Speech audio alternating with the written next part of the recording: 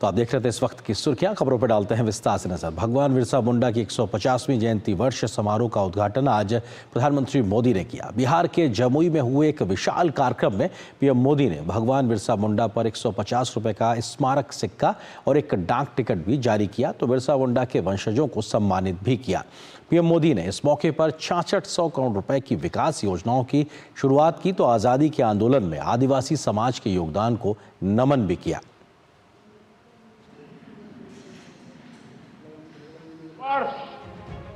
आज के दिन मैं धरती आबा बिरसा मुंडा के गांव उलीहातू में था। आज उस धरती पर आया हूं जिसने शहीद तिलका मांझी का शौर्य देखा है। आज से पूरे देश में भगवान बिरसा मुंडा की 150वीं जन्म जयंती के उत्सव शुरू हो रहे हैं। जनजातीय गौरव दिवस पर प्रधानमंत्री बिहार के जमुई में पहुंचे। उन्होंने भगवान बिरसा मुंडा की जन्म जयंती वर्ष के उपलक्ष्य में 150 रुपए का सिक्का और 5 रुपए मूल्य के स्मारक टिकट को जारी किया, जिसके बाद सम्मान स्वरूप स्मारक सिक्का और डाक टिकट को बिरसा मुंडा के वंशज बुद्धराम मुंडा को भेंट किया। प्रधानमंत्री ने कहा कि देश में आजादी के बाद आदिवासी समाज के योगदान को मिटाने की कोशिश की गई थी। आदिवासी समाज वो है जिसने भारत की संस्कृति और आजादी की रक्षा के लिए सैकड़ों वर्षों की लड़ाई को नेतृत्व दिया।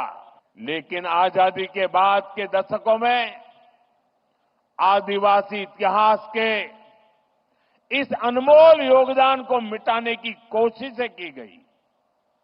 इसके पीछे भी स्वार्थ भरी राजनीति थी।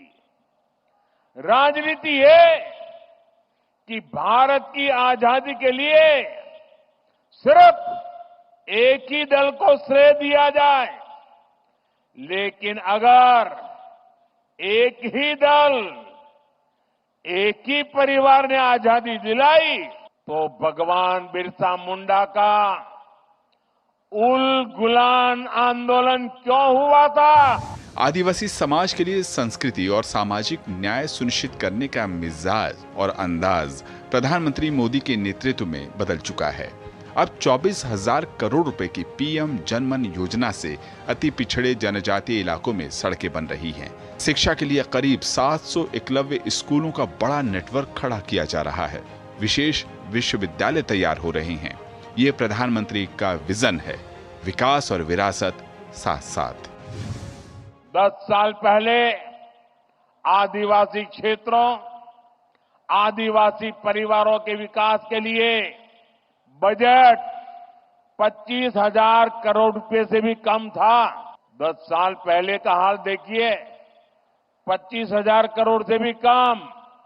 हमारी सरकार ने इसको 5 गुना बढ़ाकर 1.25 लाख करोड़ रुपए पहुंचाया है।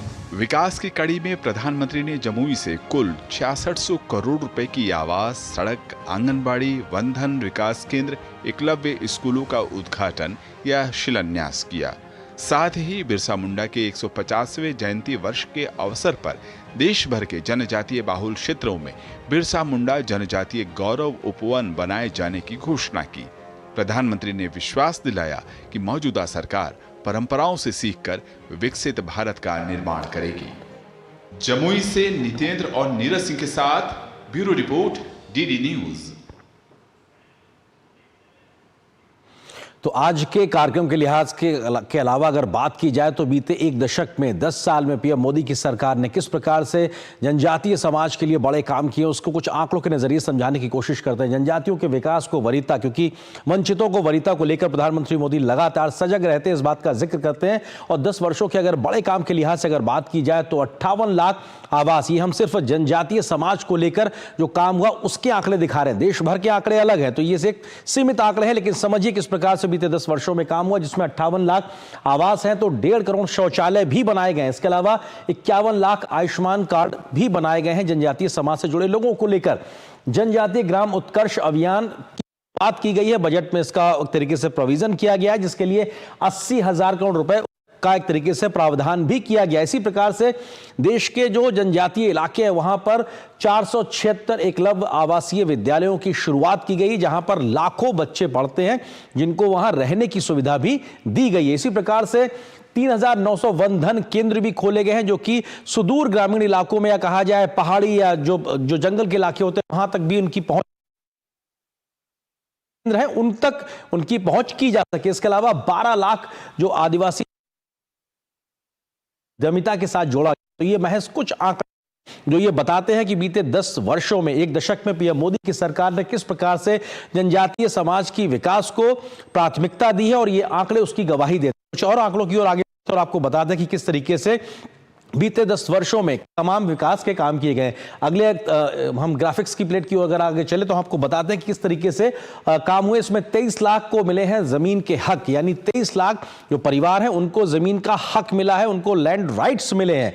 2014 में 55 लाख एकड़ लैंड टाइटल हुआ करते थे जनजातीय समाज के लोगों के पास। आप समझिए 10 वर्ष पहले ये 55 लाख आंकड़ा था, लेकिन 2024 में ये आंकड़ा 151 लाख एकड़ लैंड टाइटल तक पहुंच गया। यानी कि इतना बड़ा इजाफा ये दिखाता है कि लगभग 4 गुना के आसपास इसमें हुआ है, जो कि जमीन का हक जनजातीय समाज के लोगों को देता है। वो कागज उनके हाथ में, उनके हक का कागज पहुंचाया गया। इसी प्रकार से 87 वन जो उपज है उन पर एमएसपी के द्वारा उस पर खरीद होती है। ये संख्या 10 वर्ष पहले अगर बात की जाए तो 20-22 के आसपास हुआ करती, जो कि अब बढ़कर 87 हो गई है। तो ये संख्या वन उपज को लेकर एक तरीके से वो तमाम जो फायदा है उसका फायदा सीधे तौर पर जनजातीय समाज के लोगों को मिलता है। इसी प्रकार से लगभग 4.5 करोड़ से ज्यादा सिकल सेल एनीमिया की जांच की गई है। सिकल सेल एनीमिया इस प्रकार की बीमारी है जो कि खास तौर से देखा जाए तो जनजातीय समाज के लोगों में ही पाई जाती है, और उसका उन्मूलन को लेकर प्रधानमंत्री मोदी ने अभियान चलाया। इसके लिए बहुत तेज गति से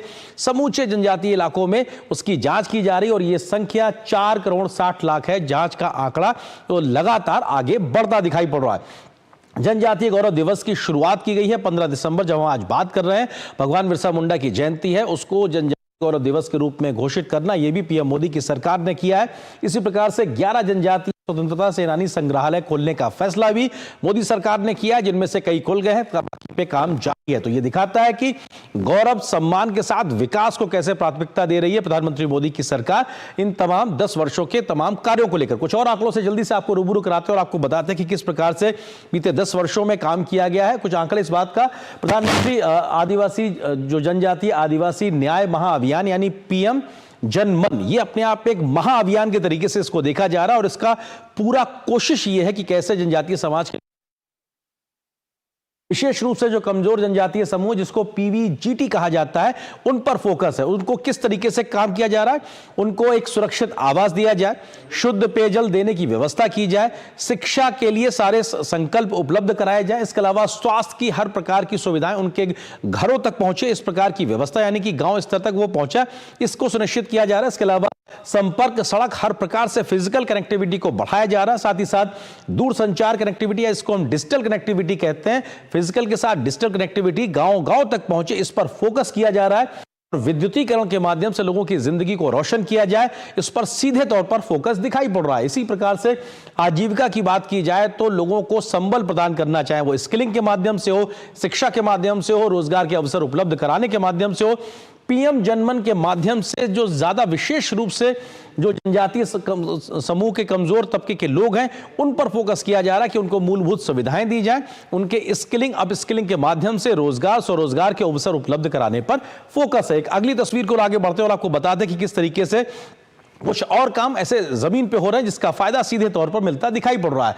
विकास को हुई सरकार साफ तौर से दिखाई पड़ रही है। 2014 के मुकाबले 2024 में अगर हम इस जनजातीय मंत्रालय के बजट की बात करें तो इसमें 189% की वृद्धि हुई है। 13,000 करोड़ रुपए मौजूदा वर्ष का बजट है जनजातीय मंत्रालय का, जिसमें 2000 के मुकाबले 4 के मुकाबले अगर बात की जाए तो इसमें 189% की वृद्धि हुई है। तो ये अपने आप में काफी एक बड़ा आंकड़ा है। अगली तथ्य की ओर जल्दी से चलते हैं और आपको बताते हैं किस तरीके से बड़े बदलाव साफ तौर से देखने को मिल रहे हैं। जनजातीय समाज के लिए तमाम जो बड़े काम किए गए उसमें अगर स्वरोजगार की योजनाओं का अगर जिक्र किया जाए तो सावधि ऋण योजना, जिसमें 50 लाख रुपए तक की यूनिट के लिए ऋण मिलता है। आदिवासी महिला सशक्तिकरण योजना, जिसमें 2 लाख रुपए तक का एक व्यक्तिगत ऋण का एक पूरा प्रावधान किया गया है। SHG यानी जो सेल्फ हेल्प ग्रुप होते हैं उसके तहत माइक्रो क्रेडिट योजना की बात की गई, जिसमें जो ग्रुप है उसको 5 लाख और व्यक्तिगत स्तर पर 2 लाख रुपए तक का ऋण उपलब्ध कराने का पीएम मोदी की सरकार ने फैसला किया हुआ है। आदिवासी शिक्षा ऋण योजना के तहत जो बच्चे पढ़ाई के लिए देश विदेश जाना चाहते हैं उनको 10 लाख रुपए तक का ऋण देने का प्रावधान किया गया। तो यह दिखाता है कि शिक्षा, रोजगार, स्वास्थ्य या फिर किसी प्रकार का स्वरोजगार शुरू करना है तो उस लिहाज से भी स्वरोजगार को लेकर भी तमाम प्रकार के प्रकल्प उपलब्ध कराए गए हैं हर एक जनजातीय समाज से जुड़े लोगों के लिए, कि उनकी जिंदगी की गुणवत्ता को आगे बढ़ाया जा सके, उनकी ईज ऑफ लिविंग को आगे बढ़ाया जा सके। तो ये तमाम वो आंकड़े हैं जिसका हम जिक्र लगातार कर रहे हैं और ये अपने आप में बताने के लिए काफी है कि किस तरीके से एक बड़ा बदलाव बीते 10 वर्षों में, एक दशक में पीएम मोदी की योजनाओं की प्राथमिकताओं के केंद्र में जनजातीय समाज रहा है। उसका फायदा समाज को मिलता हुआ साफ तौर से दिखाई पड़ रहा है। ये तमाम कुछ आंकड़े थे जिसका हमने आपसे जिक्र किया। फिलहाल एक छोटे से ब्रेक के लिए रुकते हैं, बहुत जल्द हाजिर होते हैं।